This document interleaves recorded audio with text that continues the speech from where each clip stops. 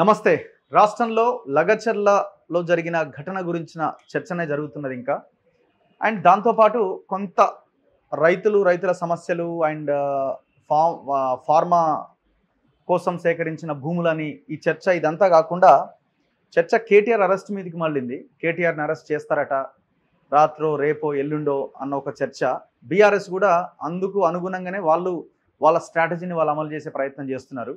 So arrest అయితే ఈ issue అయితే మనకు పర్ఫెక్ట్ అని వాళ్ళు అనుకుంటున్నారు. ఎందుకంటే రైతులకు సంబంధించిన విషయంలో అరెస్ట్ అయ్యిండు అని చెప్పుకోవడానికి ఉంటుంది కాబట్టి. లేకపోతే ఏదో భూముల కేసో ఇంకోటో అయితే ఇబ్బంది పడతారు. జస్ట్ లైక్ కవిత సారా దందా లెక్క అయిపోతుంది. సో కాబట్టి దాని నుంచి తప్పించుకోవడానికి ఏదైతే అయింది ఈ కేసులో అరెస్ట్ చేస్తే మనకు మైలేజ్ వస్తుందన్న దాంట్లో భాగంగా ఒక రాజకీయం అయితే నడుస్తున్నది. అరెస్ట్ చేస్తారా చేయరా ఏం జరుగుద్ది అనేది మనం భవిష్యత్తులో చూడాల్సిందే. మాట్లాడదాం ఈ అంశం అయితే. నా ముందు పృథ్వీరాజు గారు ఉన్నారు, క్రాంతిదల్ అధ్యక్షుడు, తెలంగాణ ఉద్యమకారుడు. అన్న నమస్తే. నమస్తే. జై తెలంగాణ. సో జై తెలంగాణ. దాదాపు 5 నుంచి 7 రోజులు అవుతున్నట్టు, వారం రోజులు అటు ఇటుగా రగులుతూనే ఉంది. ఒక్కొక్క రోజు ఒక్కొక్క ఎపిసోడ్ లాగా నడుస్తున్నది. సో అల్టిమేట్గా మీరేం అంచనా వేసారు, ఏం జరుగుతుంది రాష్ట్రంలోని మీరు ఒక అంచనాకు వచ్చారు, విశ్లేషించుకుంటున్నారు? యాక్చువల్గా ఏంటంటే ఒక జెన్యూన్ ఇష్యూ, ఒక జెన్యూన్ ప్రొటెస్ట్ను కొంత జనాల బతుకుకు సంబంధించినటువంటి అంశాన్ని తీసుకుపోయి ఒక రాజకీయ అంశంగా ఒక 2 పార్టీల మధ్యలో చేస్తున్నటువంటి రగడగా తీసుకొచ్చి ఒక 2 కుటుంబాల మధ్యలో అనే లెక్కలో తీసుకొచ్చి పెట్టే సిచ్యువేషన్ మాత్రం చాలా క్లియర్ కట్ కనబడుతున్నది. సో అంతకుముందు అపోజ్ చేసిండ్రు ఆ ఫార్మా కంపెనీ అక్కడికి వస్తేందుకు కొడంగల్లో లగచర్ల దగ్గర కావచ్చు, ఆ చుట్టుపక్కల ప్రాంతాలు ఒక 5 తాండాలు విలేజ్ అన్ని కలిపి అలా పోలేపల్లి ఉన్నది, డిఫరెంట్ హకీంపేట ఉన్నది, ఇవన్నీ ఉన్నాయి కదా. సో పులిచెర్ల కావచ్చు. సో ఈ అక్కడ అక్విజిషన్ దాని గురించి అంతా ముందేమో వీళ్ళు అపోజ్ చేసి ఇప్పుడేమో వాళ్ళే దాన్ని ముంగడబడి మళ్ళీ చేస్తూ ఉన్నారు. సో దీనికి ఏంటంటే అసలు రియల్ ఇష్యూ ఏంటంటే అంతకుముందు అసలు ఆ జనాలకు తెలియదు, వాళ్ళకు ఇక్కడ ఇంత డిజాస్టర్ జరుగుతూనే తెలియదు. ఆ వెంకటరెడ్డి అని మొన్న దెబ్బలు తిని ఉన్నాడు కదా, ఆ వెంకటరెడ్డి యాక్చువల్గా అంతకు ముందే అక్కడికి వచ్చి ఒక 5 మందిని ఉట్టిగా తీసుకొచ్చుకొని వాళ్ళతోని ఇక్కడ ఇండస్ట్రీస్ వస్తున్నాయో సంతకాలు తీసుకున్నాడు. అసలు ఫస్ట్ దానికి ఒక సిస్టమేటిక్ అప్రోచ్ ఉండాలి కదా.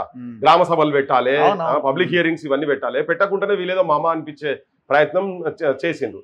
చేసినప్పుడు జనం మొత్తం పోయి అక్కడ కొంతమంది యూత్ తయారై వాళ్ళ నా దగ్గర కూడా వచ్చారు. యాక్చువల్గా నాతో కూడా దాదాపు 8-10 నెలల నుంచి వాళ్ళు నాతో కూడా మాట్లాడుతున్నారు.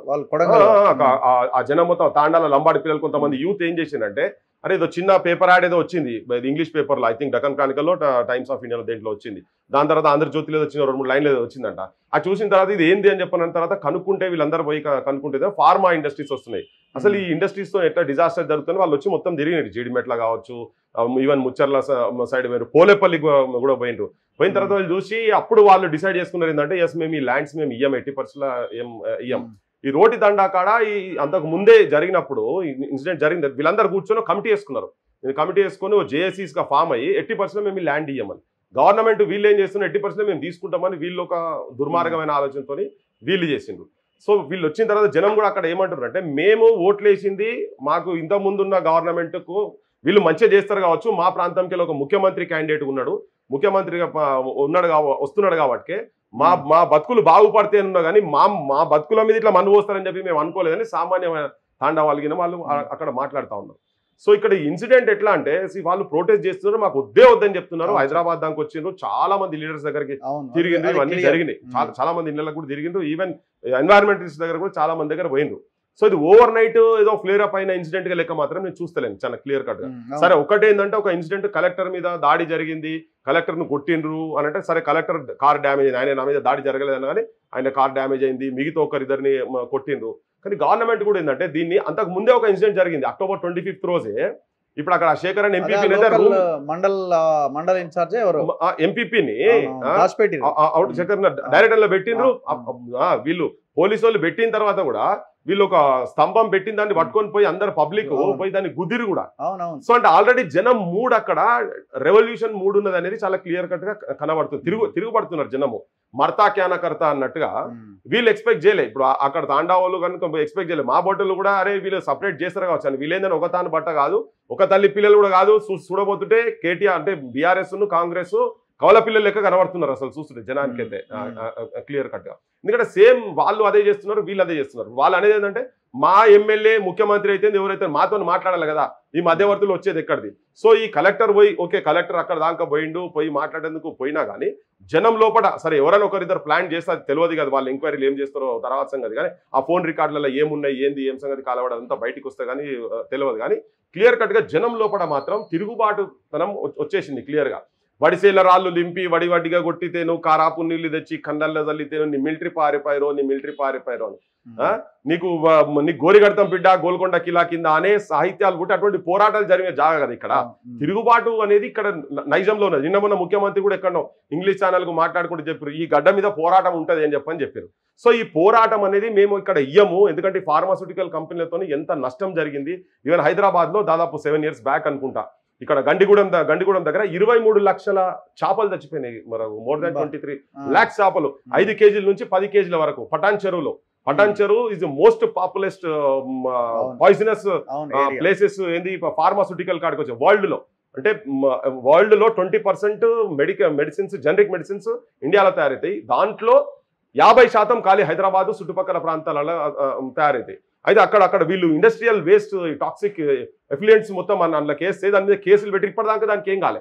దాంట్లో వాళ్ళు 6 కంపెనీల మీద కంప్లైంట్ చేసిండ్రు. 6 కంపెనీల మీద హెట్రో అనేది కూడా ఒక కంపెనీ. దాంట్లో వీళ్ళు గత ప్రభుత్వం ఇలా ముంగడికి వచ్చి మొసలి కన్నీరు లెక్క గార్చుకుంటా ఏదో రైతుల మీద ప్రేమ ఉన్నట్టు నెత్తి మీద చేయి పెట్టి మేమున్నాం చూసుకుంటా అనేటోళ్ళు వాడిని మాట్లాడుతున్నాడు నిన్న కేటీఆర్. ఇప్పుడు ఆ కేసెస్ సంగతి ఏమైంది?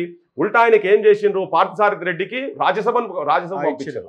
దే ఆర్ క్రిమినల్స్ వీళ్ళంతా, ఫార్మా కార్పొరేట్ క్రిమినల్స్. వీళ్ళు కార్పొరేట్ క్రిమినల్స్ బొక్కల పడాలి. ఇంజెక్షన్స్ రెమెడీసివిర్ దాని మీద బ్లాక్ మనీ అడ్డగోలుగా దొరికింది కదా. దాదాపు అరౌండ్ 200 crores వరకు రెడ్ హ్యాండెడ్ గా ఆఫీస్ లో 180 crores అని చెప్పిండ్రు. అది ఇంక ఎక్సెస్ ఉన్నదని చెప్పిండ్రు.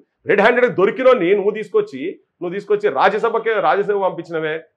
కార్పొరేట్ క్రిమినల్స్ ను మీ దగ్గర పక్కకు పెట్టుకొని యు ఆర్ ఆల్సో క్రిమినల్స్. వీళ్ళు కూడా క్రిమినల్ చేసిరు కాబట్టి వీళ్ళని తక్కువ చేసిరా. ఎక్కడ మాట్లాడితే అక్కడ అంగదొక్కి ఫార్మాసిటీ కోసం సేకరించిన 15,000 ఎకరాలు అలా వచ్చిన మొత్తం కంపెనీలు వచ్చాయి కదా, మొత్తం ఫార్మానే వచ్చేది. అసలు యాక్చువల్ గా హైదరాబాద్ అసలు ఆల్మోస్ట్ ఖతం అయిపోయేదేమో, సర్వనాశనం చేస్తారు. ఇప్పుడు 1-2 ఫార్మాస్యూటికల్ కంపెనీలు ఉంటేనే దాదాపు 15 నుంచి 17 square kilometers దూరంలో గ్రౌండ్ వాటర్ పొల్యూట్ అవుతుందని రిపోర్ట్స్ ఉన్నాయి. అట్లా నువ్వు వేల ఎకరాలు తీసుకొచ్చుకొని పెట్టి నువ్వు సర్వనాశనం చేసినందుకే తప్ప. ఇప్పుడు మూసీ గురించి మాట్లాడుతున్నారు.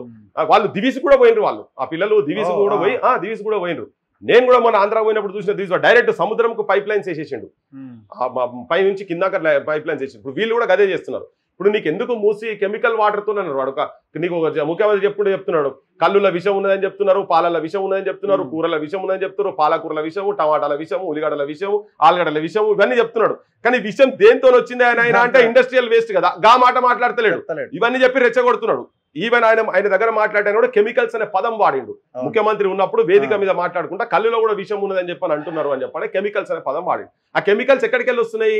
నీ డివిస్ ఈ కంపెనీస్ వీటి సంగతి ఏందో ప్రక్షాళన చేయకుండా మూసీకి నేను 150 కోట్ల రూపాయలు పెట్టి నేను సుందరీకరణ చేస్తా, అద్భుతంగా చేస్తా, ఈ 3 piece ఫార్ములా పెట్టి పడవలలో తిరుగుకుంటా పన్నీరు తిరుగుకుంటా పెగ్గులు వేసుకుంటూ తిరగాలి వీళ్ళంతా జనాలు.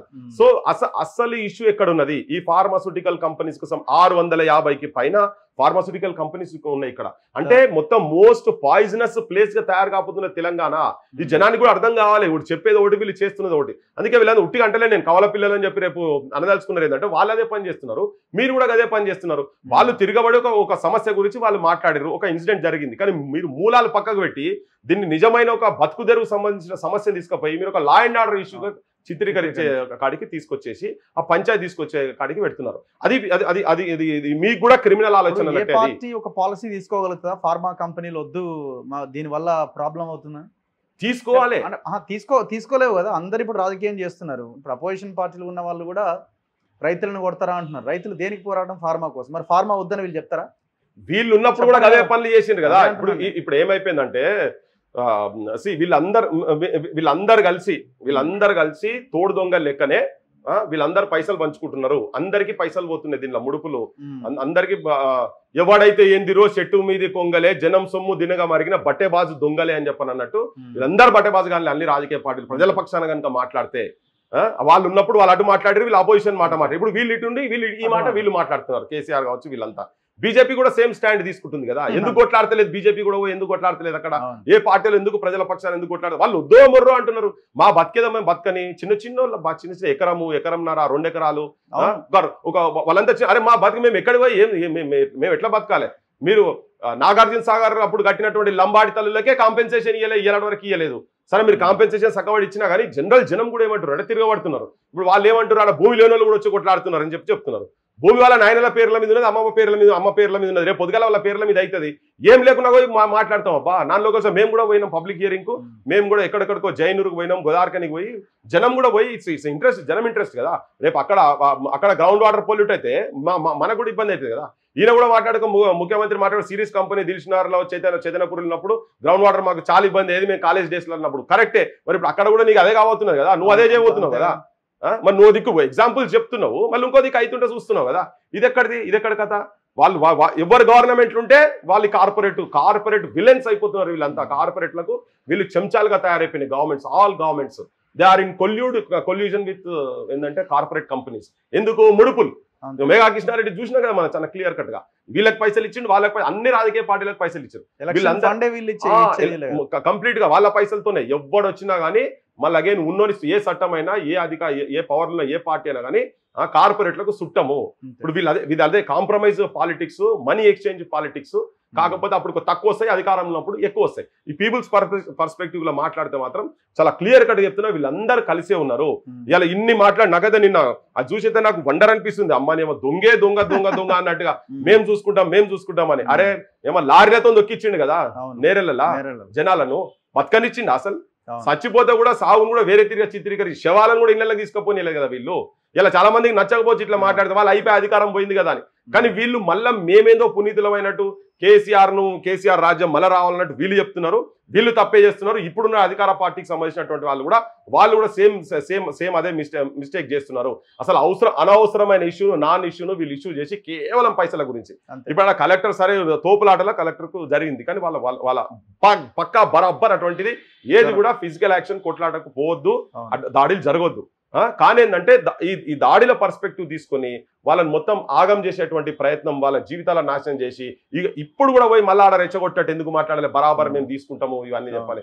సో దాన్ని సింపథెటిక్ గా వాళ్ళ జీవితాలు మొత్తం అంటే పర్యావరణాన్ని కంప్లీట్ గా సర్వనాశనం చేసేటువంటి కుట్ర. పైసలు ఏం చేసుకుంటారు? పోయిందే కాదు, చుట్టూ ఇంకా భూమి కూడా నాశనం అయిపోతుంది కంపెనీ వచ్చిన తర్వాత మొత్తం. అంటే ఇప్పుడు వీళ్ళు ఇదేమంటారు, ఫస్ట్ ఫేజ్ లోనే 1300 ఎకరాలు అంటున్నారు. డబ్బులు తీసుకొని పోయినా నుంచి వెళ్ళిపోతాడు, భూ ఉన్నాయని ఇంకా నాశనం అవుతాడు, మొత్తం నాశనం అవుతారు. అక్కడే చుట్టుపక్కల ఉన్న వాళ్ళు కూడా ఇంకా సర్వనాశనం అవుతారు. ఇంకోటి దీన్ని ఏంటంటే ఒకటే పార్టీకి సంబంధించినటువంటి వాళ్ళనే చిత్రీకరిస్తున్నారు. అలా కాంగ్రెస్ మాజీ ఉప సర్పంచ్ కాడికెళ్ళి కూడా అందులో ఉన్నాడు, ఇప్పుడు అరెస్ట్ అయ్యి దాంట్లో A16 ఉన్నది అతను. అంటే చాలా మంది కాంగ్రెస్ వాళ్ళు ఉన్నారు, బీజేపీ వాళ్ళు ఉన్నారు. అక్కడ శివకుమార్ అంటే ఆయన మొత్తం ఈ జేఏసీకి సంబంధించిన ఆయన బీజేపీ పార్టీ అట.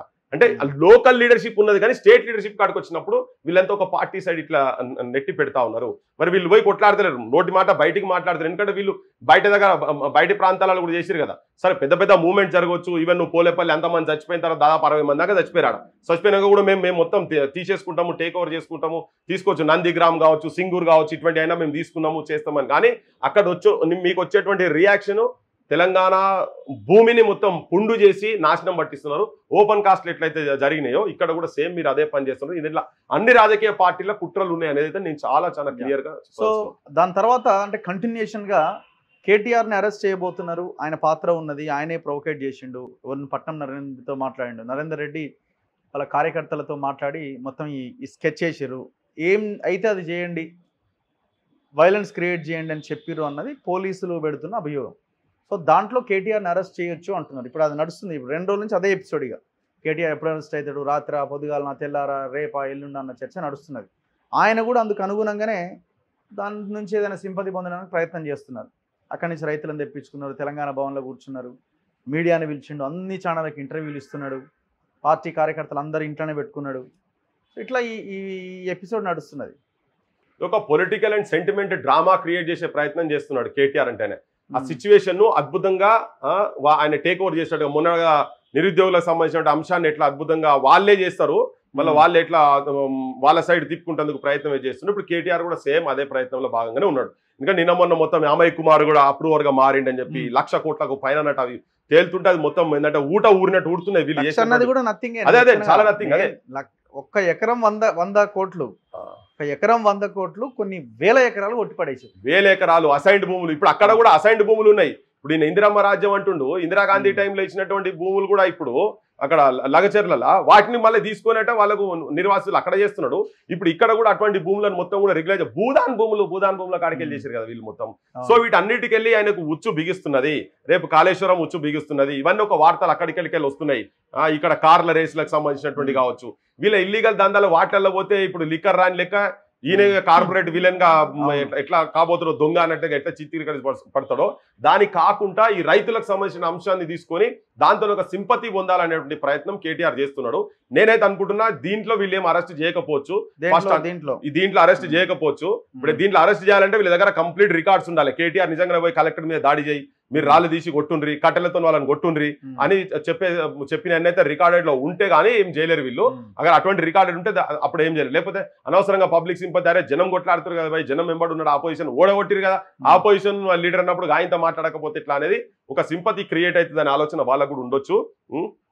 నిజంగా కనుక కేటీఆర్ ది రోల్ ఉండేది ఉంటే కేటీఆర్ కాదు, కేటీఆర్ అయ్యను కూడా లోపటేసేందుకు వెనకకు పోదు గవర్నమెంట్.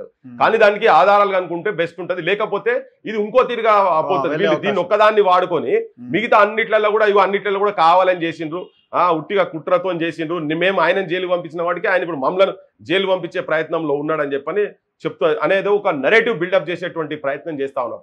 పక్కా కేటీఆర్ వీళ్ళకు నిజంగా కాంగ్రెస్ గవర్నమెంట్ కనుక చిత్తశుద్ధి కనుక ఉండేది ఉంటే కేటీఆర్ అనేటైనా బొక్కల పోవాల్సిందే, కేసీఆర్ బొక్కల పోవాల్సిందే. వాళ్ళ మీద ఉన్నాయి అన్ని గణం వాళ్ళ అలిగేషన్స్ ఉన్నాయి, అన్ని చేసిండ్రు కూడా. హరీష్ కావచ్చు, వీళ్ళ కుటుంబం మొత్తం మూకుమ్మడిగా సంతోష్ కాడికెళ్ళి లోపడవలసిందే. పెట్టినప్పుడే వీళ్ళు నమ్ముతారు, లేకపోతే వీళ్ళు నమ్మే పరిస్థితి లేదు. కానీ సెంటిమెంట్లు లేపి వాళ్ళ భుజాల మీద చేలేసి అయ్యో ప్రెగ్నెంట్ పిల్ల మీరు గింత ఘోరం అంటారా, మీరు మనసులను చంపిర్రు ఆయన, ఘోరంగా చంపిరు, మీరు నాశనం పట్టించారు. అసలు బయటికి ఏమన్నా మాట్లాడినిచ్చిరా మీరు? ఇయ్యాల పెద్ద సుఖం పూసలు లేక మొసలి కన్నీరు బాలింతలను తీసుకుపోయి జైల్లో వేసారు, లోపటేసారు. మామూలు హింస పెట్టిరా వీళ్ళు వీళ్ళు చేయలేదా? భూముల కాడ పోడు భూముల కాడ ఎట్లా కొట్టిరు ఒక్కొక్కరు? డొక్కలలో తన్నీరు మొత్తం, డొక్కలలో మొగ పోలీసులు పట్టుకొని డొక్కలలో తన్నీరు. గంతకన్నా హీనమా? సో వీళ్ళన్నీ చేసి కూడా వీళ్ళ రాక్షసత్వం అన్ని చేసి ఇవాళ ఇప్పుడు కూర్చొని మళ్ళీ వీళ్ళ మీద మాట్లాడుతారు. కానీ వీళ్ళు కూడా అదే పని చేసే కాడికి వీళ్ళు రాత్రి ఇప్పుడు పోయి మొత్తం ఆడేంది టెర్రరిస్టులు ఉన్నట్టు మొత్తం ఏదో బార్డర్కి వెళ్ళి వచ్చి ఇక్కడ కూర్చొని టెర్రరిస్టులకి వెళ్ళి హమాస్ కాడికి వెళ్ళి ఏదో మిసైల్స్ వచ్చి ఇక్కడ పడుతుంది అన్నట్టుగా రాత్రి 1ంటికి పోయింది, ఆ లైట్లు బంద్ చేసుడైంది, కంప్లీట్ గా కందిళ్ళు పెట్టుకొని చూసి మొగోళ్ళు ఎవ్వరుంటే వాళ్ళని కొట్టుడైనా అది అంటే బోత్ సేమ్ కూడా. అందుకని అంటున్నా, ఒక తల్లి పిల్లలు కాదు కమల పిల్లలు లెక్కనే కనబడుతున్నారు. కొద్ది రోజులు అయితే ఆ మాట కూడా మాట్లాడాల్సి వస్తుంది. కానీ కేటీఆర్ మాత్రం దీన్ని అద్భుతంగా టీఆర్ఎస్ వాళ్ళు సింపథెటిక్ లైన్ తీసుకొని దాన్ని వాడుకునే ప్రయత్నం. వీళ్ళు కేవలం రాజకీయాలు చేస్తారు. కేటీఆర్ కూడా ఆ రైతుల మీద వాళ్ళకేం ఇంట్రెస్ట్ లేదు. వాళ్ళకు ఆ సిచ్యువేషన్ వాళ్ళ అరెస్ట్ కు సంబంధించినటువంటి వాడుకునే ప్రయత్నం మాత్రమే చేస్తున్నాడు ఆయన. సో మీకు ఏమైనా నమ్మకం ఉందా అరెస్ట్ చేసే అవకాశాలు ఏమన్నా ఉండొచ్చా? నాకు క్లియర్ కట్ గా నేను దీంట్లో అరెస్ట్ చేస్తానని నేను అనుకుంటున్నాను. ఇది కాక ఇందులో ఎవిడెన్స్ ఉందా లేదా అన్నది పక్కన పెడితే వేరే అయితే ఉన్నాయి. కార్ రేస్ ఉంది, ఔటర్ రింగ్ రోడ్ ఉంది, భూములు అనేది అది చెప్పనక్కర్లేదు. యాక్చువల్గా కరెక్ట్ చెప్పాలంటే ఈ 11 నెలలు కూడా టైం వేస్ట్ చేసి 11 రోజులు చాలు వాళ్ళని బొక్కలేసేందుకు. మరి ఎందుకు లేట్ చేస్తున్నారు నాకైతే తెలుస్తలేదు, నాకు అర్థమైతలేదు. బరాబర్ చేయాల్సిందే. నేను వాళ్ళ వేదికల మీద ఉన్నప్పుడు కూడా నేను ఈ మాట చెప్పిన, వాళ్ళ 100% మీరు కేసులు పెట్టాలి, వాళ్ళ దగ్గర రికవరీ చేయాలి. ఎట్లొచ్చినాయి పైసలు? ఇండ్ల దర్వాజాలు కాడికెళ్ళి లేకుండా ఇండ్లు కూడా లేని వాళ్ళకు బుర్జు ఖలీఫాల 100 కోట్లు పెట్టి బంగ్లాలు ఎట్లా కొన్నారు వీళ్ళు? బయటి దేశాలలో పోయి ఫామ్ హౌస్ ఎట్లా కట్టినరు? పైసలు ఇక్కడి నుంచి బయట దేశాలకు ఎట్లా పైసలు పోయినాయి? ఇవన్నీ ఉన్నాయి కదా. లక్షల కోట్ల కుంభకోణాలు ఉన్న దగ్గర ఇన్ని రోజులు ఇంత టైం ఎందుకు పడుతున్నది వీళ్ళకు అనేది నాకు పెద్ద డౌట్ ఉన్నది. వీళ్ళు వేస్తారా, కాంప్రమైజ్ అవుతారా అని. వేయాలే, వాళ్ళ దగ్గర కక్కియాలి కూడా కదా. ఇల్లీగల్ గా పోయి వేరే స్టేట్లలో ఆఫీసులు కూడా కట్టుకున్నారు కదా. వీళ్ళు అన్ని పైసలు ఎక్కడికి వెళ్ళి వస్తాయి బా? ఎక్కడికి వస్తాయి? మామూలు విషయమా? 100,000 కోట్ల రూపాయలు ఎక్కడికి వెళ్ళి సంపాదిస్తారు వీళ్ళు. అండ్ ఇంకొకటి, నిజంగానే ఏదో ఒక కేసులో, ఈ కేసు కాకపోయినా ఇంకో కేసులో ఆయన అరెస్ట్ చేస్తే అయ్యో కేటీఆర్ అనే సిచ్యువేషన్ లో ఉన్నారా ప్రజలు? లేరు, ఉండరు కూడా. జనానికి జనం కళ్ళము కూడా కనబడతలేదా వాళ్ళు ఏం చేసిరనేది? కేటీఆర్ అనేట ఆయన పచ్చి అబద్ధాలు ఆడతాడు. కానీ ఏంటంటే చాలా ఆయనకు వీళ్ళకి ఏంటంటే ఒక అద్భుతమైన కళ ఏం నేర్చుకున్నాడు అంటే నిజాన్ని అబద్ధంగా అద్భుతంగా దొంగల కన్నా మంచిగా చెప్తారు వీళ్ళు. అంతే. పోలీస్ స్టేషన్ లో పోయి కూర్చోబెడతాడు. ఎంత మంచిగా అంటే పొద్దున్న లేసి అదే పని చేసేటోళ్ళు ఎవరైతే ఉంటారో అట్లనే చెప్పగలిగేంత నిష్ణాదులు వీళ్ళు. దాని ప్రవళిక ఇన్సిడెంట్ ఒక ఉదాహరణ జనానికి గుర్తు చేయాల్సుకున్నా నేను. ప్రవళిక ఆత్మహత్యను ఎట్లా చిత్రీకరించింది అనేది మనకు జనాలందరికీ తెలుసు. దాని మీద మనం ఎక్స్ప్లెనేషన్ కాదు, కానీ ఆ ఆర్ట్, టాలెంట్, ఆ పదజాలము, వాళ్ళ ఎమోషన్ రక్తి కట్టించి పండిస్తారు.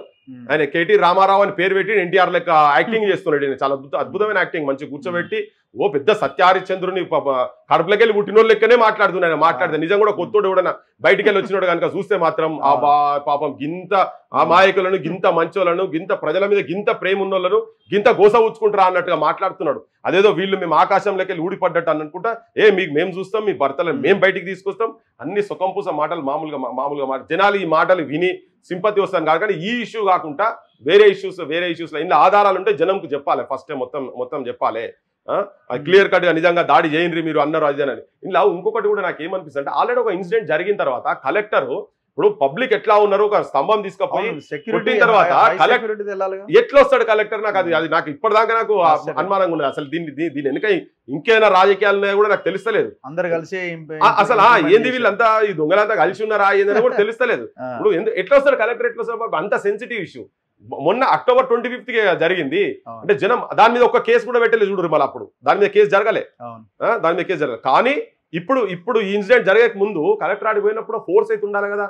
ఇంటెలిజెన్స్ ఏం నడుస్తుంది? 100% ఇంటెలిజెన్స్ ఫెయిల్యూరా, లేకపోతే వీళ్ళిద్దరు కలిసి ఉండే చేస్తున్నారు? అసలు ఏం అర్థం పట్టకుంటున్నది. కానీ దీన్ని ఉపయోగించుకొని మాత్రం అక్కడ ఫార్మాస్యూటికల్ కంపెనీని ఇప్పుడు 80% మేము భూములు 80% తీసుకుంటాం అంటే వాళ్ళు 80% ఇయ్య అంటారు. అంటే రేపు పొద్దుగాల ఇంకా మళ్ళీ శివాల జాతర జరగాలనా? కొంతమంది అంటున్నారు మేము సచ్చినా మంచిదే, మా భూమి మాత్రం ఇప్పటికీ మాట్లాడుతున్నారు ఆ మాటలు, మేము మా భూమి మాత్రం ఇచ్చే సమస్య లేదు. అంటే రేపు ఆత్మహత్య ఆల్రెడీ ఒక ఆత్మహత్యలో అటెంప్ట్ కూడా జరిగింది. ఇప్పుడు అదే రేపు పొద్దుగాల ఆత్మహత్యలో లేకపోతే ఇంకేమైనా తిరగబడి ఇంకేమైనా జరిగితే, కాల్పులో గిల్పులో జరిగితే అది అనవసరమైన మచ్చ వీళ్ళ మీద. సో వీళ్ళు ఇప్పటికైనా కానీ దాన్ని విత్డ్రా చేసుకున్నాడు అనేది చాలా ఉత్తమమైన పని. ఇప్పుడు వీళ్ళ యాటిట్యూడ్ ఎట్లా కనిపిస్తున్నది మీకు? అంటే ఏదో ఒక రకంగా ఇష్యూని టేకప్ చేసి దాన్ని కొంత వైలెంట్ గా మార్చాలన్న ఒక ఆలోచన ఉన్నట్టుగా వీళ్ళ ఐడియాలజీ ఆ రకంగా కనిపిస్తున్నది. అంటే మీ మూమెంట్ లో కూడా ఈ తరహా ఘటనలు కొన్ని జరిగినట్టున్నాయి, మీకు తెలిసి ఉంటది. వీళ్ళు చేసిన దాంట్లో మూమెంట్ లో తెలంగాణ ఎవరిదంటున్నారు మీరు? బీఆర్ఎస్ వాళ్ళది. అంటే వాళ్ళ ఆలోచన, వాళ్ళ స్ట్రాటజీ ఏదో ఒక పెద్ద ఇష్యూని ఫ్లేరప్ చేసి దాని నుంచి గెయిన్ సాధించాలి, లబ్ధి పొందాలని ఒక ఆలోచన ఏమైనా చేస్తారా వీళ్ళు రెగ్యులర్గా? యాక్చువల్గా ఏంటంటే సరే మూమెంట్లో కొన్ని చెప్పొచ్చు, మనం కొన్ని చెప్పలేము. అదంతా పాజిటివ్గా కోణంలోనే జరిగింది. కేసీఆర్ చేసినా, బీఆర్ఎస్ చేసిన, ఇంకెవరు చేసినా ఒక పాజిటివ్ కోణంలో జరిగింది, తెలంగాణ రావాలి అన్న దాంట్లో భాగంగా. సో ఇక్కడ ఏమన్నా అట్లాంటి సిచ్యువేషన్ ఉందా? ఆ ఆలోచన చేస్తున్నట్టు అనిపిస్తున్నదా? అంటే నేను అనుకుంటున్నా జనం లోపల ఆ ఇష్యూ మీద వ్యతిరేకత వచ్చింది. వాళ్ళు ఆల్రెడీ ఇప్పుడు కొంతమంది ఛానల్స్ పోతే కూడా అడిగారు, ఇన్ని రోజుల నుంచి మీరు మా దగ్గరికి రాలే, మేము హైదరాబాద్ వచ్చి ఇల్లు తిరుగుతున్నా కానీ ఒక్కడు కూడా మాది ఇంతంతా కూడా న్యూస్ వేయలే. ఇవాళ జరగగానే మీరు అందరు వచ్చి ఇక్కడికి ఉన్నారు కదా, మరి ఇదంతా జరగకముందు మీరు మా దగ్గరకు వస్తే కాకపోయిందా, ఒక్కరు కూడా మా దగ్గరకు ఎందుకు రాలేదని ఛానల్ అడుగుతున్నారు. చాలా మంది మైకులు పెట్టినా కానీ మాట్లాడుతున్నారు, ప్రెస్ వాళ్ళకు కూడా చెప్తా ఉన్నారు. అయితే కమింగ్ బ్యాక్ టు వీళ్ళ ఇష్యూ, అయితే కేసీఆర్ చచ్చిపోయే శవాలను కూడా రాజకీయం చేసి ఓట్లుగా మలుచుకున్నటువంటి నిష్ణాదులు అబ్బా వాళ్ళు. ఓ దిక్కు వేణుగోపాల్ రెడ్డి చచ్చిపోయిన డ్రామాలు వేసి చచ్చిపెట్టేట్టు చేసి వాళ్ళ శవాలను పట్టుకొని ఇది వీరత్వం, శూరత్వం అని చెప్పింది. కానీ వాళ్ళ కుటుంబంకి వెళ్ళి మాత్రం ఒక్కడు కూడా చచ్చిపోలే, ఎవరు చచ్చిపోలే. వాళ్ళ కుటుంబంలో చచ్చిపోలేదు, వాళ్ళ దగ్గర వాళ్ళు చచ్చిపోలేదు, ఎవరు చచ్చిపోలేదు. కానీ శవాల మీద మాత్రం 100% పేలాలు ఏరుకున్నట్టుగా దాన్ని ప్రతి చచ్చిపోయిన శవాన్ని రాజకీయంగా చేసి రాజకీయంగా వాళ్ళు ఓట్ల రూపంగా మార్చుకున్నారు. సో గది చేయలేని వాళ్ళు ఇది వాళ్ళకు చాలా చిన్నది అన్నట్టు, ఇది ఎడమ చేతితో పని వాళ్ళకి, ఇదంతా చిన్నది. బండలు నెత్తిలేసి సంపేటానికి ఉట్టిగా ఏదో ఏంటంటే బ్లేడ్ తో కోసినంత పని వీళ్ళకి ఇదంతా. సో వాళ్ళు ఏదంటే చేయగలుగుతారు. అందుకే కదా జనం లోపల ఇంత రియాక్షన్ ఉండే. మేము మూమెంట్ అప్పుడు చాలా చూసినాం, స్పాంటేనియస్ గా జరిగినటువంటి సంఘటనలు కూడా వాళ్ళు దాన్ని ఎట్లా వాళ్ళకు అనుకూలంగా ఎట్లా మలుచుకున్నారు అనేది రాజకీయంగా ఓట్ల రూపంగా పదవులకు వస్తేందుకు, పైసలు సంపాదించేందుకు. నేను ఒక ఉదాహరణ చెప్తారు. ఇక్కడ యాక్చువల్గా వీళ్ళు ఎట్లా చేస్తారని ఇప్పుడు దీంట్లో కూడా వీళ్ళు ఈ ఫార్మా దాంట్లో కూడా ఇప్పుడు మనకి ఇక్కడ మెట్రో ఉంది కదా, సుల్తాన్ బజార్ మెట్రో సంబంధించినటువంటి అంశంలో మీరు ఇప్పుడు పోయి అక్కడ ఉన్న వాళ్ళని ఇంటర్వ్యూ చేస్తే కూడా చెప్తారు. బెల్ట్ మొత్తం తెలంగాణ వస్తే అసలు యాక్చువల్గా ఏంటంటే వాళ్ళు భీకరమైన పోరాటం చేశారు అక్కడ సుల్తాన్ బజార్ రానియలే. అక్కడ వాళ్ళు ఇక మర్చిపోయిన యాక్చువల్ ఎల్ఎన్టీలో మొత్తం మర్చిపోయారు. దానిలో మేము కూడా భాగస్వామ్యం అయి ఉంటే మళ్ళీ పోయినాం, తిరిగినాం. అక్కడ కిషన్ యాదవ్ వీళ్ళంతా ఆడ వర్క్ చేసిండ్రు. సో మేము పోయిన తర్వాత వన్ ఫైన్ డే ఏం చేసిండు కేసీఆర్, ఏం చేసిండు, బిడ్డను పంపించేసి కేసీఆర్ ఆ ఇష్యూలు ఇన్వాల్వ్ అయ్యిండు. ఇన్వాల్వ్ అయిన తర్వాత వీళ్ళు అప్పటిదాకా ఆగినారు, ఎల్ఎన్టీ వాళ్ళు మర్చిపోయినారు, మొత్తం కంప్లీట్ ఇష్యూనే మర్చిపోయినారు. మేము మా ఇంటర్నల్ మీటింగ్ జరిగినప్పుడు చెప్పినాం, మీరు పోకండి నాయన, మీరు పోతే మింగేస్తాడు, మీకు అర్థమైతే లేదంటే వాళ్ళు ఏమనుకున్నారు, ఇన్ని రోజుల నుంచి మేము స్ట్రగుల్ చేస్తున్నాం కదా, ఒక్కసారి కేసీఆర్ కలిసి వద్దాం ఏమవుతుందని. వీళ్ళందరూ కలిసి వద్దు మీరు ఆడికి పోతే మింగుతాడు మీరు అంటే, ఎందుకు మనం ఇంత మూవ్మెంట్ జరుగుతున్నాం కదా, గట్టెట్లుంటే గిట్టెట్లు అంటే పోయిన వీళ్ళంతా కలిసి పోయినరు. మొత్తం కూర్చున్న తర్వాత కేసీఆర్ అద్భుతంగా మాట్లాడుకుంటూ చేసి, నేను పానీపూరి తినేటోని, నేను సమోసాలు తినేటోని, అక్కడికి వచ్చి నేను జాంగా బనీలు కొనాలంటే నేను గాడికి వచ్చే కొనేది ఇదే పదం వాడినే. నేను సుల్తాన్ బాజారేనే మాకు మొత్తము, నేను చిన్నప్పుడంతా తిరిగినోనే, కాలేజ్ డేస్ లో కూడా తిరిగినోనే, నాకు కూడా ఫుల్ ప్రేమ ఉన్నది, నేను ఎట్లెట్లా పోనిస్తా ముచ్చట లేదు, నా శవం మీదకి వెళ్ళి పోవాలి, అక్కడ ఎల్ఎన్టీ వాడు ఎట్లా వచ్చి కడతారో చూద్దాం మెట్రో, ఇక నేను దిగుతున్న పట్టు అదే నేను దిగుతున్న యుద్ధంలో కనగానే వీళ్ళందరూ పాపం ఖుషి అయినారు. ఖుషి అయ్యి వచ్చేసి ఇక కేసీఆర్ తీసుకున్నాక పొద్దున్న లేసి మనకెందుకు పంచాయతీ అని నెక్స్ట్ తర్వాత మీటింగ్ పెడితే మేము పోలే, అరే ముస్తాడని, కవిత వచ్చింది, కవిత మీటింగ్ పెట్టాడు, ఇదంతా కొద్ది రోజులు 2-3 నెలల నిజంగా తిరిగేట వాళ్ళందరూ మొత్తం ఒక పక్కకు జరిగింది కంప్లీట్ గా. వీళ్ళు మొత్తం పోయి అక్కడ కూర్చొని ఆ మీటింగ్ పెట్టి అద్భుతంగా ఉపన్యాసాలు ఇచ్చిండు. ఇచ్చి తర్వాత చూస్తే ఏంటంటే 1 days సైలెంట్ అయ్యింది. ఏందా అంటే ఎల్ఎన్టీ వాళ్ళ దగ్గర నేను ఇది ఎట్లా చేసి సెటిల్ చేస్తాను ఆల్రెడీ మాట్లాడుకొని దానికి డబల్ పైసలు వసూలు చేసుకున్నాడు, తీసి పక్కకు పడేసింది. ఈ లోపల మూమెంట్ పోయింది, ఇప్పుడు మెట్రో వచ్చి నడుస్తున్నది. అది వీళ్ళకి ఇంతగానం చేయగలిగేటోళ్ళు అబ్బా వీళ్ళు చాలా క్లియర్ గా. నేను దాంట్లో ఇన్వాల్వ్ అయినా కాబట్టి చెప్తున్నా, మీకు కావాలంటే అడిగి పోతే ఇప్పుడు ఇంటర్వ్యూ పోతే చెప్తారు, మేము నమ్ముకొని మునిగిన వాళ్ళు అదే సుల్తాన్ బార్కి వెళ్ళి ఇప్పుడు మెట్రో పోయింది. వాళ్ళు అట్లే ఉండేది, మెట్రో రాకపోవాడికి 100% రాకపో. ఇటువంటి గారడి మాటలు చెప్పి ఈ పానీపూరీలు, సమోసాలు, జాంగా బనీల ముచ్చట్లు చెప్పి మందిని బోల్తా పడేస్తుంటారు. ఇప్పుడు వీళ్ళు కూడా అంతే, వీళ్ళంతా ఇన్ని రోజులు చెప్పినాయని గవే. ఇప్పుడు ఎవడు అనుకుంటాడు చెప్పు, గంత 23 లక్షల చేపలు చచ్చిపోయిన దగ్గర నువ్వు ఆ కంపెనీ ఎవరి మీద కంప్లైంట్ బేస్తోలు ఇచ్చే 100 కుటుంబాలు దాంతో బలైనవి తెలుసా, వాళ్ళకు లైవ్లీహుడ్ పోయినది బేస్తోళ్ళకి, వాళ్ళకి మొత్తం మంచినీళ్ళు లాగే పరిస్థితి లేదు కదా, మొత్తం చెరువుకుంటలు మొత్తం నాశనం చేశారు కదా.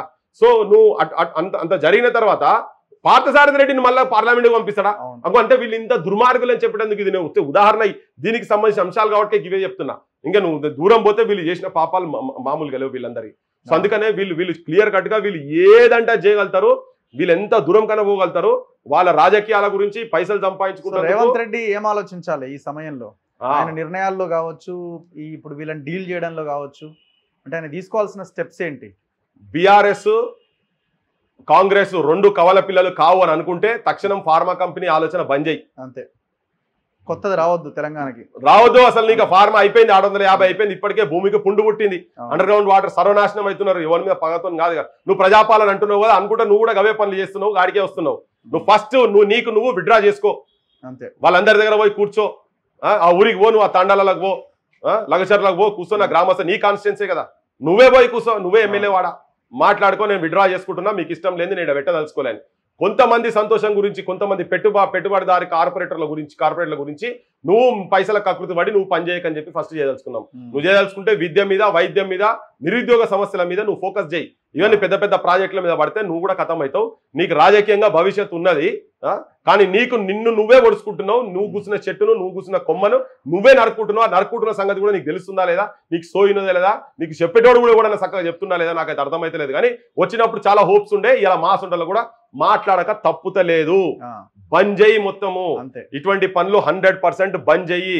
జనం కొట్లాడతారు. నువ్వే చెప్పినావు, నువ్వు 3 రోజులు 4 రోజుల కింద ఇంటర్వ్యూలో చెప్పినావు, నువ్వే చెప్పినావు ఈ గడ్డ మీద పోరాటం ఉంటది అని చెప్పినావు, బరాబర్ ఉంటది. నువ్వు దాన్ని అనగదొక్క ప్రయత్నం కనుక చేస్తే Newton's third law, to every action there is equal and opposite reaction. ఆ రియాక్షన్ అది జనం లోపల ఉంటది. ఇలా తొక్కి తీసుకున్నా గానీ రేపు రానున్న రోజుల్లో అది ఓటు రూపంగా యావత్ తెలంగాణ పైలాయిస్తుంది. ఇది మీకు అర్థమైతే లేదు, బంద్ చేసి పడేయాలని చెప్పి చెప్పదలుచుకున్నారు. సో ప్రతిపక్షాలను ఇప్పుడు వీళ్ళని ఎట్లా డీల్ చేయాలా? వీళ్ళు ప్రతి అంశంలో మీ ఫెయిల్యూర్ ను ప్రతి అంశంలో వీళ్ళు ఇన్వాల్వ్ అవుతున్నారు. నువ్వు నిరుద్యోగులను దగ్గర పిలుచుకోకుండా నువ్వు పిచ్చి లెక్కలు చేసే పట్టుకనే అది రగిలింది. ఇవాళ కొంత సింపతి వాళ్ళ దాంట్లోకి ఇన్వాల్వ్ అయ్యారు. ఎవరైతే ఇన్ని రోజుల నుంచి 10 సంవత్సరాల నుంచి నిరుద్యోగ సమస్యను పెంచి పోషించి ఎవరైనా మాట్లాడిన వాళ్ళను దెబ్బలు కొట్టి సత్యదాకా తీసుకుపోయినటువంటి వాళ్ళు ఉన్నారో వాళ్ళ దగ్గరికి నువ్వు నిరుద్యోగులు పోయేటట్టుగా నువ్వే చేసుకున్నావు, నీ గవర్నమెంటే చేసుకున్నది. నువ్వు వాళ్ళతో మాట్లాడలే, డైలాగ్ ఉండాలి, డిస్కషన్ ఉండాలి, దాని మీద డిబేట్ ఉండాలి. అది ఏం లేకుండా ఉంటే డిస్టర్బెన్స్ క్రియేట్ చేసి క్యావోస్ తయారు చేసేసి వాళ్ళని నువ్వు డిస్టెన్స్ చేసుకుంటున్నావు. ఆ సెక్షన్స్ ఆల్రెడీ పోయినాయి. రేపు నువ్వు చేయాలని ఇప్పుడు ఏంటంటే ఇంకా 4 ఏళ్ళు ఉన్నది. ఇంకా 4 ఏళ్ళు నువ్వు ఇదే రాక్షసత్వం కనుక చేస్తే ప్రతి ఇష్యూలో వాళ్ళు మొత్తం ఏంటంటే కుండకాడి కుక్క లెక్క వెయిట్ చేస్తున్నారు. వాళ్ళు కూడా ఆ వెయిట్ చేస్తున్నారు. ఎప్పుడు పక్కకు జరుగుతావా కుండల మూతి పెడదామని చూస్తున్నారు వాళ్ళు మొత్తం.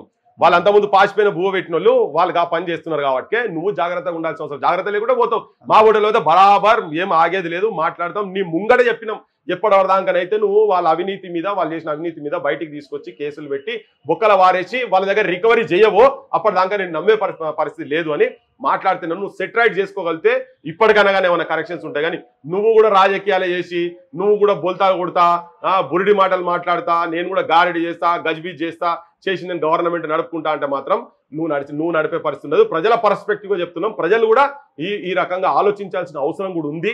లేకపోతే ప్రజలు తిరగబడతారు. ఇవాళ ఆ ఊర్లో అయింది, రేపు ఇంకో ఊర్లో అయింది. ఏదో ఇక్కడ నువ్వు కేసులు పెట్టి పంపించిన అనగానే కాదు, వాళ్ళు బయటకు వచ్చిన చచ్చిపెట్టేందుకు సిద్ధంగా ఉన్నాడు. వాడు జైలుకు పోతేంది, యాడికి పోతేంది, పోలీస్ స్టేషన్ వేస్తేంది. బయటకు వచ్చినాక నా భూమి అన్నాడు, అంటాడు. నువ్వు దౌర్జన్యం చేసి, నువ్వు దుర్మార్గం చేసి నువ్వు తీసుకున్నా కానీ వాళ్ళ లోపల మాత్రం గాయం జరుగుతుంది. ఆ పని మాత్రం చేయొద్దు అని చెప్పదలుచుకున్నాను. Anyway thank you very much Prithviraj గారు. Thank you. చూద్దాం గవర్నమెంట్ ఏ డెసిషన్ తీసుకుంటుంది, ఏ రకంగా అడుగు ముందుకేస్తుంది అన్నది. చూస్తూనే ఉండండి మన తొలి వేడి.